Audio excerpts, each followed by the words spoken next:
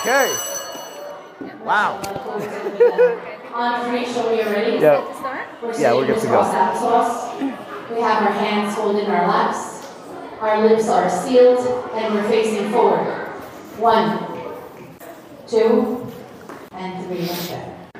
So boys and girls, today is the day that we all have been waiting for.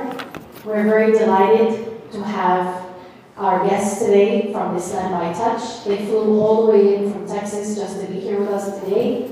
And I want to introduce to you Brother Yadira and his wife, who are the co-founders of Islam by Touch, to talk to you more about the blind Muslim community and all the questions that you boys and girls had during our 2 weeks during morning lineups. We'll give you an opportunity today to ask them. Brother Yadira? Yes, I'll start it. It's okay. Yeah, sure. Khair. That's perfect. Jazakallah khair. Bismillah ar-Rahman ar-Rahim. Walhamdulillahi Rabbil Alameen. Wa salatu wa salam ala Rasulillahi wa ala alihi wa sahbihi wa sallam ajma'een. Assalamu alaikum wa rahmatullahi wa barakatuh.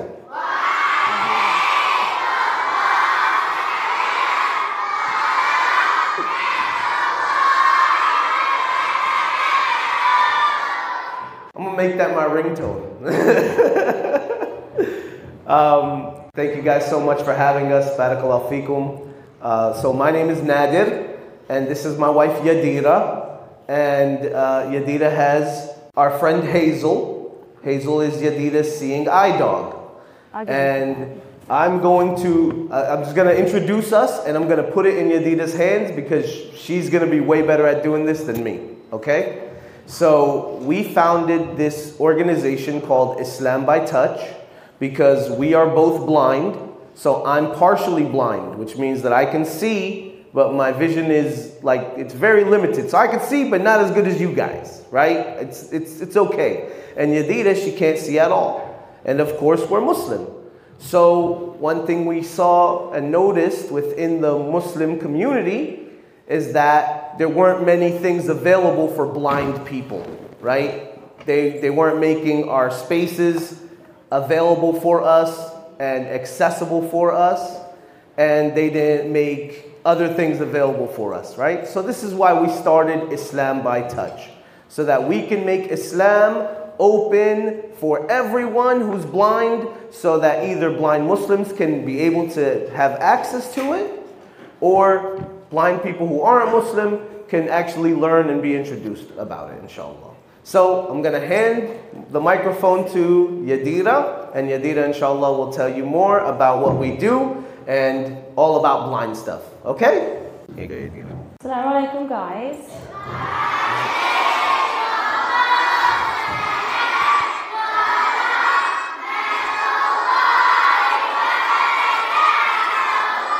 Great job. Okay, so as my husband said, I'm Miss Yadira, and I'm here to teach you a little bit about blindness and the different things that go on with that. Inshallah, you guys are doing good. Inshallah, you guys are comfortable, and let's get ready to learn a little bit.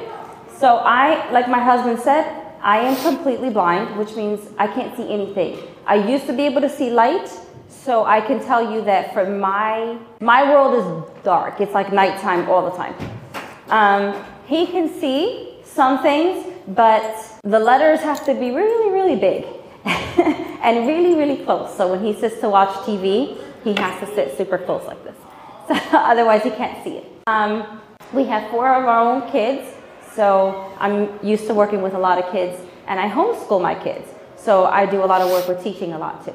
So now that you know a little bit about me, I also have a guide dog. My husband does not.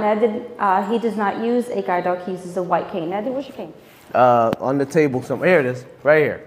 You want it? Yes. Okay, here you go. So this is a white cane, and this is folded right now, but it will extend out, and he will use it to move around in public and outside and inside, depending. At home, no, he doesn't. But if he doesn't know the place, if we're in a building like this or outside in public, he will use this in front of him, and he'll move it back and forth to make sure he doesn't bump into anything like garbage cans, people, trees, or anything like that. When he's crossing the street, he has to be able to judge, which is a skill we learn. You hear the traffic, and we learn that you can only go when the traffic is going either to the left of you or to the right of you parallel, and never going across from you like this, okay? So He has to have that skill. The same thing is with me, but I choose not to use a cane. I use a guide dog. You can't really see her because she's sitting right by me, very still, behind the table. Her job is to make sure that I don't bump into anything, except that I don't use the cane with her. We just navigate. She just moves me around obstacles. There are times, quite frankly, where Mr. Nadir here will bump into poles because his cane missed it. And he'll be like, oh, there's a pole here. And I'll be way up ahead of him because I didn't even know the pole was there because the dog is trained to work around that. So blindness is what's known as, it's called a spectrum. And what a spectrum is that it goes from one shade to another. Think of colors. And so you'll have, let's say, the spectrum of red, which would be like a really deep dark color, and it'll go all the way down to like a light pink. Okay, so think of something like that. Blindness goes from someone like me, who's totally blind, to someone who can see pretty well. Sometimes there are blind people who only can't, they have color blindness, they can't see colors, but nothing else they can see everything else okay. Some people only have night blindness, so during the day they can see and they can actually drive during the day. But when it gets dark, they can no longer see properly, so that's no longer something they can do. They can't drive anymore and they need assistive tools to help them. So for everything that's in between that, we all have choices of how to work with our disability and live with it every day. And those choices need to be respected, because how I choose to move around in the world so I can function like you and everyone else is not the same way my husband or another blind person or even someone else who's completely blind might choose. And that's okay, because we all do things a little differently. And as long as we are staying within the bounds that Allah has allowed us, it's perfectly permissible. As long as we don't break Allah's rules, we're good. That's a little bit on the guide dog and how we move around. Does anybody know what a method of reading, or what might we use to read as blind people? Do you know what it's called? Braille. Good job. That's one way of reading. My husband uses something called large print. Like I said, the letters are huge. They're like, well, let's see, what magnification do you use? Like 8 times. Yeah, like 8 times the size. Now, that's not for every person like him, like who has partial vision, but for him specifically, he has to have the letters magnified, made large, about 8 times. So for myself, I am a Braille reader. And you read, what do you use to read it? Your hands. Good job. You use your hands. Usually you use your index fingers, and you're going to read from left to right. You're going to read from top to bottom, left to right, like you would read a print book, but you're using your index fingers, and you use usually your right index finger to move along and your left index finger to track to make sure you go to the next line. So you use your hands, you use your index finger, and you read from left to right. Top to bottom, left to right, just like you would read a print book. Braille is bigger than print books. So the books we have right here on the table are the Braille English translation of the Quran. Nadir, if you want to like showcase it? Sure. Because I have the mic and I have the leash in my hand. Yeah, you're good. There you go. So since Braille is so much bigger, one Quran that you could probably even fit in your backpack, that takes 10 books of that. Those are called volumes. So there's 10 volumes for one whole set, because Braille is a lot bigger. So it takes up a lot more space. So it takes a lot more time to make it, because it's not like a regular printer. There's these, the old school machines, these are really, we don't really use them as often. That's the machine that you Which is this right here? That's called a Braille writer. And that's what I learned how to read Braille when I was in kindergarten, actually preschool. While my printed, my sighted friends were learning print, I was learning Braille at the same time. So I learned Braille on that machine years, not that one specifically, but one like, actually I think the one I have at home might be it. But anyway, I learned Braille on a machine like that years and years ago. So there's also, you can use cell phones that talk. See, I have an iPhone, which is talking in my ear right now because I have my notes. Right now the screen looks black, but I have it on purpose like that because I don't like people looking at my screen, and that's a privacy thing that you can put when you have accessibility on it. But it speaks everything so that I know what's going on the phone. That's another way that blind people can get information. They're called screen readers. So there's Braille, there's print, there's audio, which is audio books and anything that anybody can read recorded. And there's screen reading software, which will read anything that's on your computer screen. So anytime you go on YouTube or anything like that, it will read me the name of the video, and then you can click on it, and then you can watch your videos, and you can do whatever you're doing. Talking about Braille, Braille was invented years and years ago in France. There was a young student who actually went blind when he was about 3 years old. There was an accident at his father's workshop, and he lost his eyesight. And then he was at a blind school. His name is Louis Braille. And he was at a blind school, and there were actually some army people, I can't remember what branch, I don't remember which branch, but they had a code, but it was too difficult for the soldiers to read with their hands at night in secret. It was really difficult. So Louis Braille took this code and made some changes, and he came up with Braille. That's how we still use that system from that day, from all the way back then. Well, my phone's talking again, sorry. See, that's kind of something you have to deal with when you're blind. When you're trying to make things accessible, sometimes there can be a little bit of spacing because you are going to have things talking in your ears, or you're gonna have to work with what you have. So a lot of the things that we do use our other senses. So Braille, we use our hands, and that uses the sense of what? Touch. Good job. So there's a lot of people believe that just because you're blind, all of a sudden your senses are just better. That's not true. We're not some kind of superhero. We're not like Daredevil. We're not. You're a superhero. Yeah, I am. I'm not a superhero. You definitely are. So it's not something special. It's like a muscle. When you work out and you're out there in the gym and you start lifting weights and stuff, your muscles are going to get bigger. If you run all the time, you're going to get better at running. If you're swimming, skating, whatever you're doing, you're going to get better at it. If you are even studying for a test, the more you study, the more you're going to learn it. So it's not that our senses are better. It's just that we use them so much, and we completely rely on our other senses because one is missing, that they become sharper and stronger. So my sense of hearing is sharp, not because I'm blind and Allah just gave me better hearing, but because I've had to learn how to use it really well for everything from judging traffic so I can get across the street safely, from even like gauging the size of a room, that's called orientation, and that you need all these skills in order to travel independently by yourself. So when I go places, I don't always have my husband or my kids. Well, my kids always want to come around, but I don't always have somebody with me going places. I do always have Hazel, and Hazel's my guide dog, like I said. But I need to be able to travel really well, so I have to rely a lot on my hearing, a whole lot. So one thing you want to learn very well is when you see someone traveling who's blind, never go up. Don't assume what they want, okay? So before I even tell you, if you see somebody who's walking and they're blind and they're by themselves and they either have a dog or a cane, what do you think is a good thing to do here in this situation? What do you think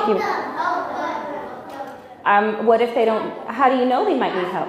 Ask them. Very good. You ask if you need help. Do not think or assume that they need help just because you see somebody blind. They might really know, most likely 9 times out of 10, they're going to know what they're doing, where they're going, because they've been here before, or they have really good navigation skills, or they have their GPS in their phone, in their ear, or all these different tools that we use.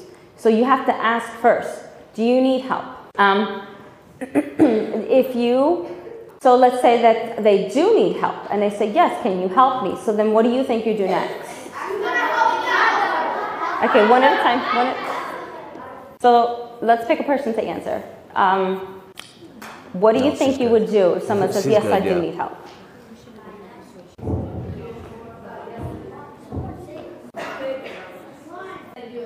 Okay, so the way you would assist them, do you think you would grab them? Never ever grab somebody without their permission. Very good. Seriously, this is why I like working with kids better, because most adults don't get that question right. Just yesterday, I'll give you a quick example. I was coming off the airplane and we needed some assistance getting to our bags, and this gentleman just grabbed my arm, and of course I had to tell him, please don't touch me without my permission. You never ever ever grab anybody without permission. You don't put your hands on anybody without permission because, one, it's their body, and two, if you grab them and somebody can't see you, imagine if you were walking down the street and someone came up from behind you and grabbed you. It would scare you. It would startle you. So you can frighten this person, You can also throw them off their course. Again, we have to rely a lot on our hearing, and our hearing gives us kind of our direction. And if you grab us, we might turn, it might shift us from where we were going, and then now we're thrown off course, which can make a person nervous and not really figure out where they're going, and it can mess things up really badly. So you never, ever, ever, ever grab somebody. You ask, do you need help? And then once they say, if they say yes, you say, okay, how can I help you? And then they'll tell you what they need, and you can tell them, okay, so if you're looking for this place, let's go this way, let's go left, let's go right, straight. You want to use words that are really descriptive so that they can follow you properly. If you just say, let's go this way, and you point somebody like me or even my husband, if you close your eyes and someone points in front of you, can you see that? No. So don't, words like this way, that way, and pointing never ever work. Very descriptive words like, okay, you're gonna go left or right, or you're gonna go straight for about 2-3 minutes or something like that, if you're giving directions. If you think there is an obstacle in the way, you can say, hey, there's a car parked on the driveway here coming up, just letting you know. But don't make a big deal out of it. If someone has a guide dog, the dog will go around that obstacle. If they have a cane, the cane will tap the obstacle and they'll know it's there. So you can just say, if you just want to be nice, you don't even have to mention it, but if you wanted to say it, that's okay. You can say, hey, there's a car here, or there's a trash can, or there's a tree or something, and the person will figure it out from there. Don't ever grab them or stop or panic. And you can speak to them just like you speak to anybody else. Let's give you another example real quick. If let's say you're in a public place or like at a restaurant or a school or things like that, and someone comes in and there's a blind person and a sighted person, their friend with them. Is it okay to just ignore the blind person and only talk to the sighted person? No, it's not. A lot of times it happens to me and my husband and other blind people where we'll go and they'll ask someone else, oh, what does she want to eat? Well, how are they going to know what I like? I can't ask someone's friend, what do they want to eat? I have to ask you what you want to eat or what you want to do. And the same thing goes for blind people. We have feelings, we have thoughts, we have needs, we have wants, just like everybody else. And all that just needs to be respected. And one of the things, like I said, so we covered our reading, which we do with our hands. Mobility is huge. That's called, the orientational mobility is how we walk around. And those are the two, include the tools that we use with a dog, with a cane.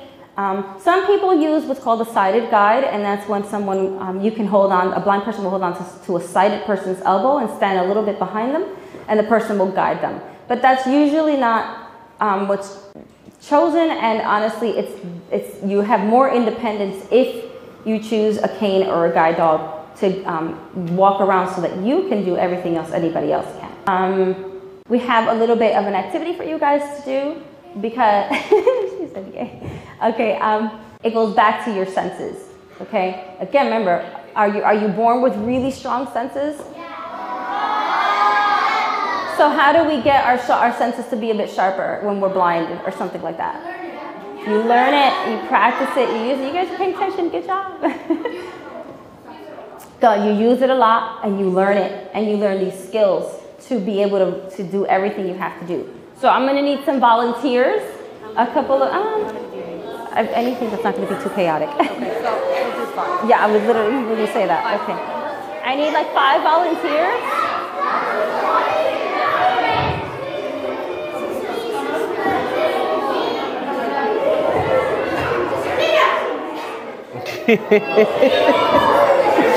Volunteers. Yeah. I'll double stand over here.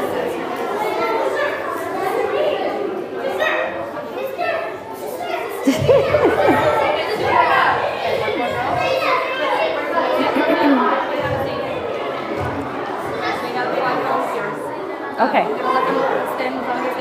Yeah. Okay. I'm gonna come around. I'll come around and I'll hold the box for them. Yeah, yeah. You do that. That's what I'm good at, holding stuff. So they can't look.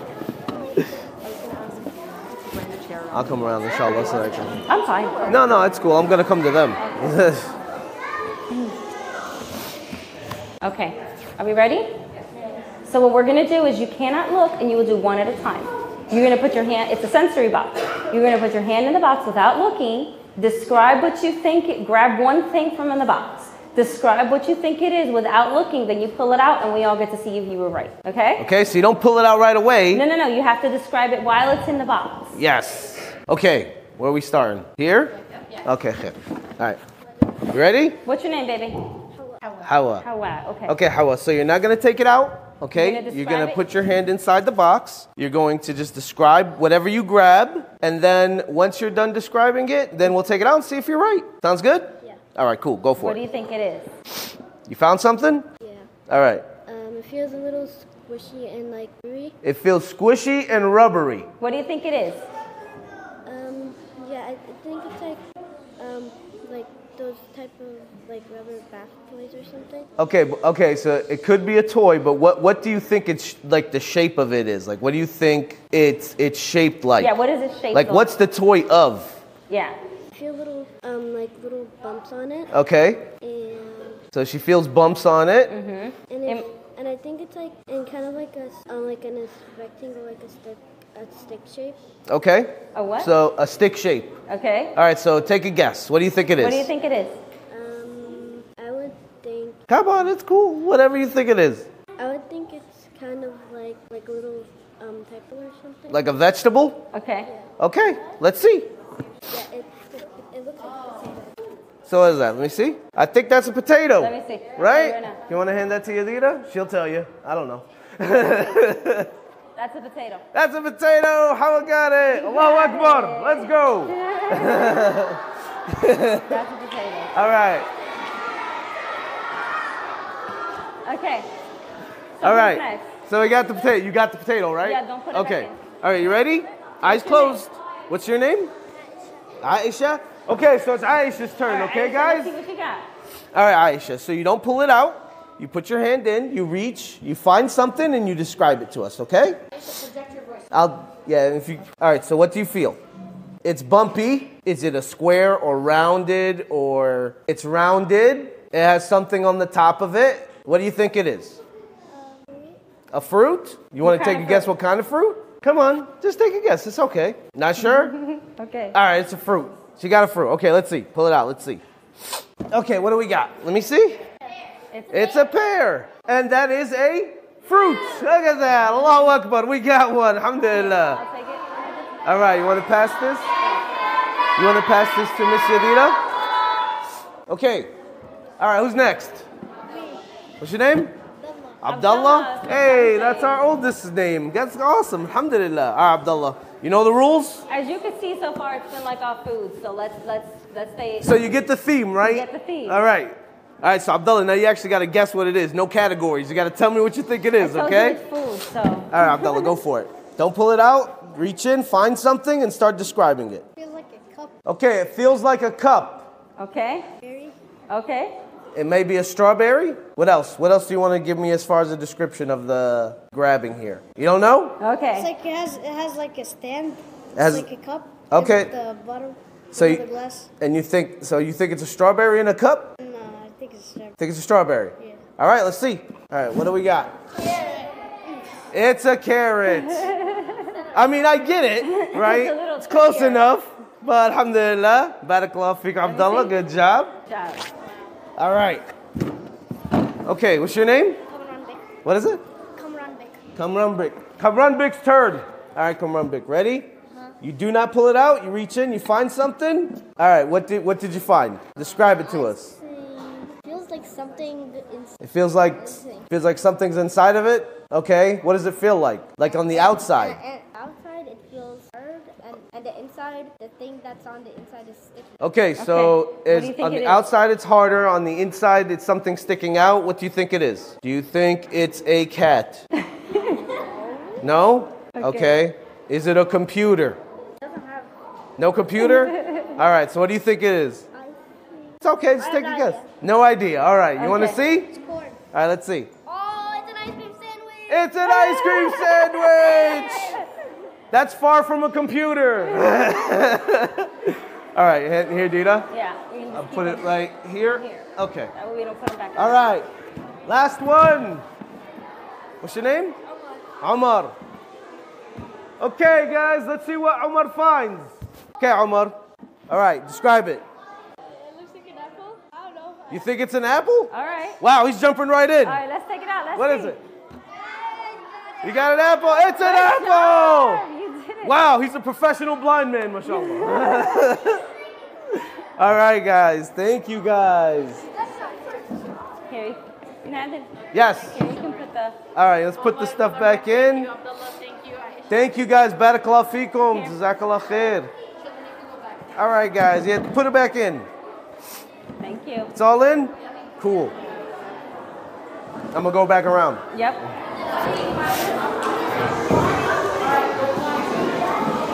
Okay. We're listening? 1, 2, 3, eyes on me. Okay. Thank you.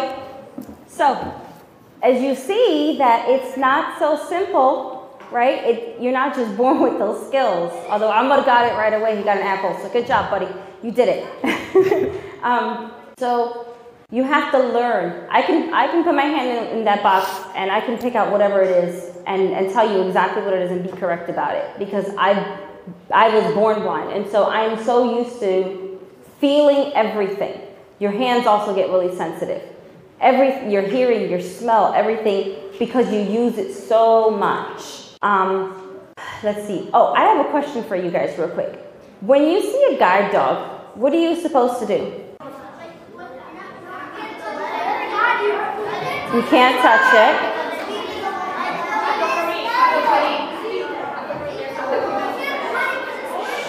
Good job. Whoever set that in the back there. You cannot touch it because it's working.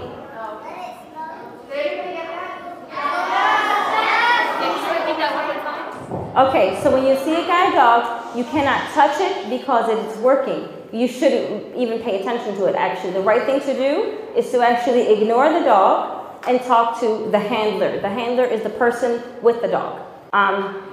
Guide dogs weren't always around. This started actually, the first guide dog school was actually opened in New Jersey in Morristown. It's called the Seeing Eye. That's where I get my dogs from, specifically. But there's guide dog schools all over the country. There's some here in New York. But the one I go to is in Morristown, New Jersey. And that was the first guide dog school ever established in 1929. That is almost 100 years ago. When guide dogs first started, there was a blind man. His name was Morris Frank. I think I'm getting his name right. Or it might be Frank Morris. I gotta look at my notes. No, I think it's Morris Frank. I think it's Morris Frank.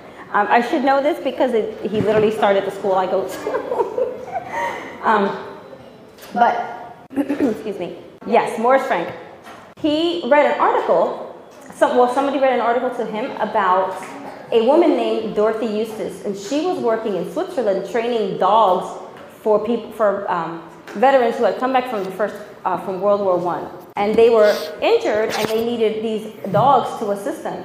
And he thought, well, if they can help these veterans, why can't dogs help blind people? So he wrote to her and said, hey, can you please train a dog for me? And she was training German Shepherds. And she was like, okay, if you can get to Switzerland from America, he lived in Tennessee at that point, and I'll train you in a dog if you can get here. He said, okay. And he figured out ways to raise money, and he finally, and he worked, and he got there. He trained, came back, and actually came to New York first. And when he finally got here by train, he flew, and then I think he landed somewhere else in train and things like that. But his final stop was here. And he finally got here, and he sent them a message back to Switzerland, and the message just said success, because he landed in Port Authority and crossed the street without any problems, with no help, and nobody was with him. So he proved that blind people can travel and be independent just like anyone else. And so he started going all around America, convincing people to allow guide dogs in public places, and eventually he was able to get laws put into place so that we have the legal right to go into all public spaces with our dog. Our dogs are not just a pet, they are our eyes. They are literally what helps us get around, and without them we cannot do it. So we need them. We don't just have them because we like the dog, she's cute, whatever. No, we need these dogs in order to function like everybody else. And I know that there's canes, but the big thing here is choice. I'm not comfortable with a cane. I don't feel confident with a cane. I don't feel like I can do things properly with a cane. But with a dog, I do, and I'm able to take my kids to their different field trips and doctor's appointments and friends' houses and things, anything that they need to or want to do, I can do that, shopping and all that stuff, but I can do that as long as I have my dog with me. So it's important that is absolutely respected. And I know that a lot of times Muslims will have a bit of an issue with the dog, but this is a gift from Allah that Allah has allowed us to have, and Allah has allowed these creatures to be so intelligent and so loyal that they want to work for you, and they protect you, and they keep you from getting hurt, walking into oncoming traffic, as long as you have the skills, because the dog doesn't do anything. She doesn't know where I want to go. I have to know where I'm going. So again, it goes back to learning your skills and things like that. So I wanted to just let you know a little bit about guide dogs and the history of it, so that you can, if you see a guide dog team, you know that, or there are other service animals too, and the rules are still the same. Don't pet them, don't talk to them, don't even look at them. But I'm focusing on guide dogs here. So when you see us, understand that we have had so many years of training, and we know what we're doing. If we need your help, we will ask you. If you want to ask us if we need help, that's perfectly okay. But remember, the most important thing to do is to treat us like you want to be treated, right? Nadir, what is it that you were telling someone the other day about what the Prophet ﷺ Oh, the said? hadith. Let me see. Come here and just... Let me say the hadith, and then we'll do Q&A, inshallah. And, yeah. Sounds good? Yeah. Okay, so Rasulullah sallallahu alayhi wa sallam said,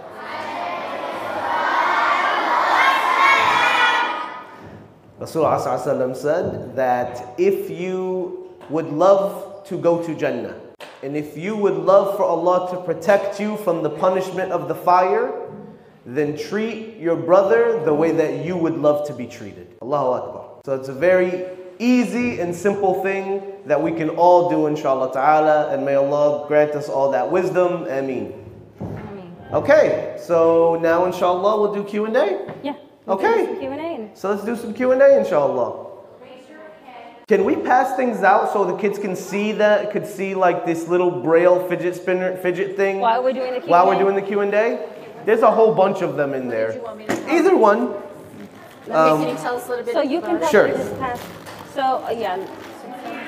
So we have the poppets right here So, too. let me see that.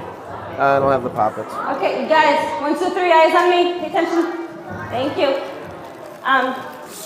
So you guys know poppets, right? Okay, we're gonna pass these around so you guys can feel these are actually braille ones, and they have the corresponding print on it. The other cool thing I'm gonna let you guys check out are these fidget braille cubes.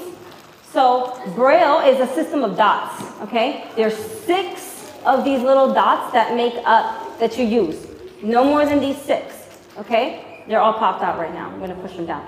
So in order to make the letters, you have to, with that braille machine, you see it also has 6 keys. Okay, so you press the different keys to make different letters. This one dot here is A, and then you kind of play with the different combinations to make B, and then C. I messed that one up. There we go, C. So you would be able, we're going to pass these around, let you kind of fidget with them a little bit while we're doing the Q&A, so you can pop the little buttons out, the little pins that are here, the little pegs rather, I'm sorry. Yeah. And see how you would make different letters. But every braille letter is made from these 6 dots. That's it. Dots. There's nothing else but these 6 dots, and in different combinations, and you can make letters and numbers and symbols from those 6. And again, left to right, top to bottom, left to right. Okay. Okay, so I think, if I pass them out now, I think we're going to lose. Yeah. Okay. So what I'll do, I'll pass it on to the teachers, one per class. Okay. Yeah. And they'll have them share in the classroom, and then they'll return it back to us. That's perfect. That's perfect. Yes. Yeah. Okay. All right. That's great. We can do the Q&A. Okay. Yeah. Good. All right, so if you have questions, the sighted teachers here will see when you raise your hand, because we're going to try to keep it neat. If you guys just start yelling out, everybody will talk at the same time. So raise your hand with your question, you'll get addressed, and then Nadir or I will answer it, okay? And speak up, honey. What color do you see because you're blind? So I don't see colors. I see completely dark. But I associate colors with textures, or with, I just associate them with different things. Like white to me always, I imagine white to be like cold, like soft and like snow. So that's kind of how I think white is, quiet and like snow and very tranquil. Red to me is like fire. It's hot, it's bright, it's intense, it has a lot of life to it. Orange is even more so. It's like the sun, it's even brighter for me. And that's the only way that I can kind of describe it, pink always reminds me of, I don't know, something like light and soft, velvety. Oh my God, that startled me. So yeah, I will take, colors to me remind me of other things, and that's how I can associate it.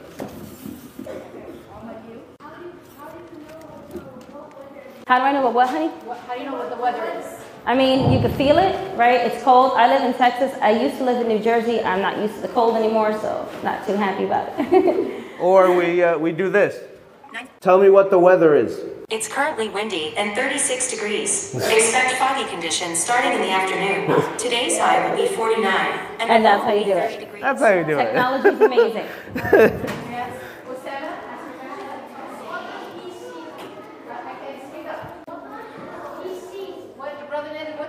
What do you see? Okay, so the question is, what do I see? So, because I was born, I have a condition, it's called LCA. It's Leber's congenital amaurosis. What that means is in the retina, in my eye, it didn't fully develop, right?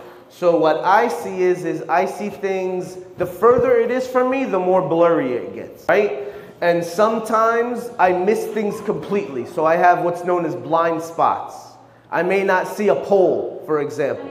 Also, at night, my vision gets really, really bad. I have something called night blindness. So at night, my vision's even worse than that. So if you think about it, I'm just trying to think of a good example, okay? So if you open up your books, right? Like you open up your regular book, that little print right there, I need to put that underneath a magnifier that'll make that probably that little print at least 10 times bigger for me to see it. Well, that bell keeps you on your toes. It does. It startled me earlier. There you go. Okay, next question. How do you know where you are? So that goes back to what I was telling you guys about orientation and mobility. We go through these trainings that teach us when we go to a room to how to listen for the different even sounds, like the echo of something. A microphone can actually throw that off a bit. Even though I've at this point kind of acclimated, I can tell you it's a pretty big room, and I can give you a bunch of details of the room around me just based on from what I've heard. Even guess about how many people are here. I wouldn't necessarily be correct, but it gives me an idea. You learn these skills to listen and to really pay attention. That's why it's so important that you never shout at somebody that's blind if you see them walking, that you never come up to them suddenly or grab them or throw them off, because the way that we know that we are is by really paying attention to our surroundings, of what we hear, what we smell. Not really what we touch, because we're obviously walking and you're not really feeling anything, but your sense of hearing and your sense of smell, but especially hearing, you have to be able to pay attention. And if somebody comes and shouts at you or pulls at you or throws you off of from what you were concentrating on, it does affect you. Now that's different if you know the place, like your house. You know, you've been in it so much, it's all in your memory. But if you don't know the place, that's why it's never good to grab a blind person or shout at them or anything like that. Okay, I think we only have time for 2 more questions, but somebody wanted to ask, how did you get into, if you can tell them again, how did you get into the whole Quran Braille business? So the reason we got into the whole Quran business, actually that starts with me. I was not born into a Muslim family. I converted to Islam when I was like 20 or something like that. And back in 2004. So when I became Muslim, there was nothing available in Braille. Okay, there was only some audio stuff. But everybody learns differently. Some people really do well with audio. Some people, those who can see, can learn by reading it in print. Those who can't see but still learn by reading use Braille, and that's me. I've always been a reader. I love to read. And so I like to be able to pick up something myself and take in the information myself at my own pace, and that means I need to read it. And that means that when there's no information on Islam, especially like the Quran, or even the English translation of the Quran, the English translation of the Word of Allah, if I can't read that, there's a big chunk missing from my deen, for me. So when I became Muslim, we looked, there was nothing. Years passed, we got married, then we had kids, and still nothing. And then when I had my first child, I decided that I wanted to homeschool my children.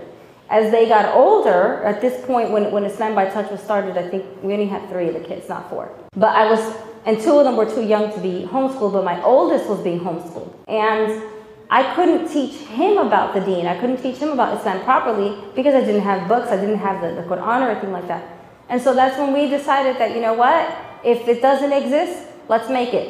So that's how it got started. We started because there was nothing for blind people who don't read Arabic, because Braille comes in different languages. It's not just English, it's English, Spanish, Arabic, Japanese, Turkish. I mean, all the different languages that you can think of, it pretty much is available. So it started because there was nothing that existed. I needed it for me, I needed it for my kids, and the whole community needed it. And then we started realizing that it's more than just a Braille. It's making space so that everybody is included and everybody is welcomed and feels like they're part of the family. So that's how it started. We only have time for one more question.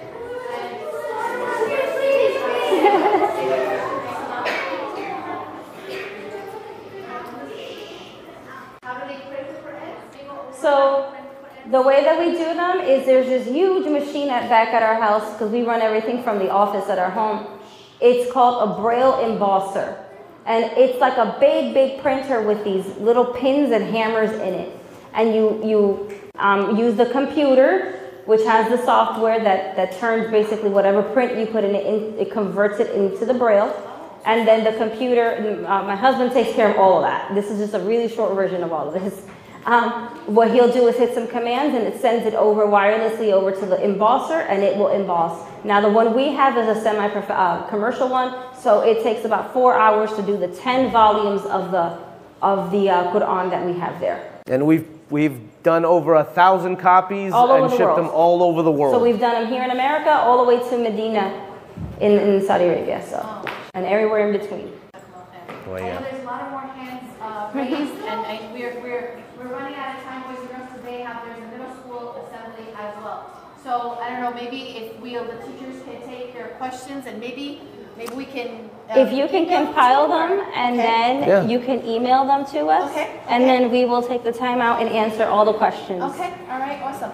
Okay, so then these 2 things, I can borrow them and return them back? Of course, yes, absolutely. Yadira, right? Yes. Okay. All right, boys and girls, I hope when I count 3, 1, 2, much better, 3. So boys and girls, I hope there's something that you learned today. Go home and share it with someone else. We want to thank Sister Yadira and Brother Nadir for coming all the way here and sharing their experience and teaching us more about this community that many of us Muslims don't have an awareness for, boys and girls. So what we're going to do, teachers, we're going to give you one of, what are these called? The ones? Oh, sorry, the cubes? I'm sorry, the cubes, yes. Yeah, that's just a Braille fidget cube. A Braille fidget cube, and then the white thing was the... Those are that's poppets. The poppets. The kids don't know what the poppets Kids knows are. what poppets are. Braille on the poppets. Yes. So we're going to give one to each. I think we have enough, one for each teacher. There's like 6 of them, but the cubes, there's a ton of them, so. Okay. If each teacher, when you go in your classroom, maybe they can feel it. We're going to also need this for the next assembly. So once you're done, if you can just have a monitor come down to the lobby and just give them to me so we can have them ready for the next group. Okay, boys and girls. Is there anything to add with? Nope, that's all. I think you got the message. Let's hear right next loud takbir.